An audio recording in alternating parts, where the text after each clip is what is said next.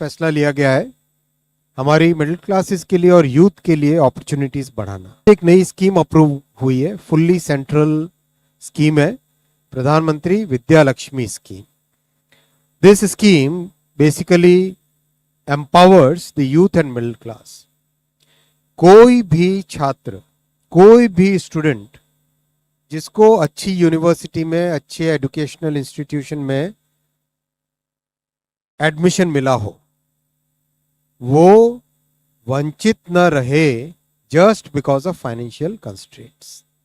ये इसका उद्देश्य है। ये एक बहुत इंपॉर्टेंट फैसला लिया गया आज कि किसी भी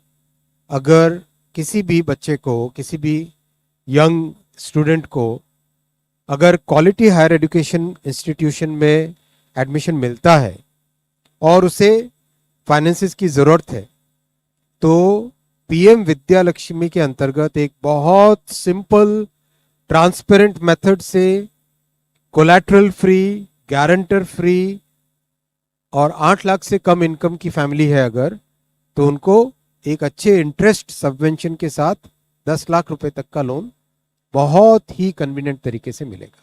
इस तरह से पीएम जनधन योजना एक बहुत ही प्रॉपर सिस्टम में डिजिटल माध्यम के जरिए से इम्प्लीमेंट हुई, वैसे ही पीएम विद्या लक्ष्मी भी एक fully end to end digital medium से, डिजिटल पोर्टल के थ्रू इम्प्लीमेंट होगी।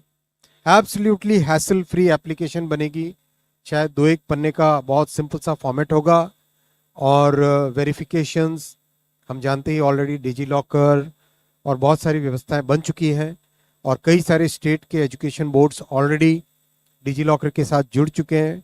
सो in a sense, a very simple and very student-friendly and transparent system will be developed so that no student is ever denied of good education. और इस फैसले से मेरा मानना है कि हमारे नौजवानों को बहुत बेनिफिट होगा और 1 लाख स्टूडेंट्स को हर साल कवर किया जाएगा इसमें, और एकदम ट्रांसपेरेंट तरीके से इसमें इम्प्लीमेंटेशन होगा।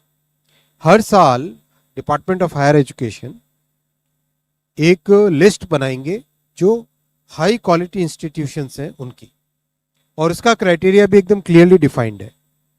जो NIRF फ्रेमवर्क है रैंकिंग का, उस फ्रेमवर्क के हिसाब से टॉप 100 कैटेगरी स्पेसिफिक या ओवरऑल इंस्टीट्यूशंस, टॉप 200 जो स्टेट या सेंट्रल गवर्नमेंट और यूनियन टेरिटरी के इंस्टीट्यूशंस हैं NIRF में, और जो बाकी हायर एजुकेशन इंस्टीट्यूशंस हैं सेंट्रल गवर्नमेंट की, इन सबको इस स्कीम के अंडर कवर किया जाएगा।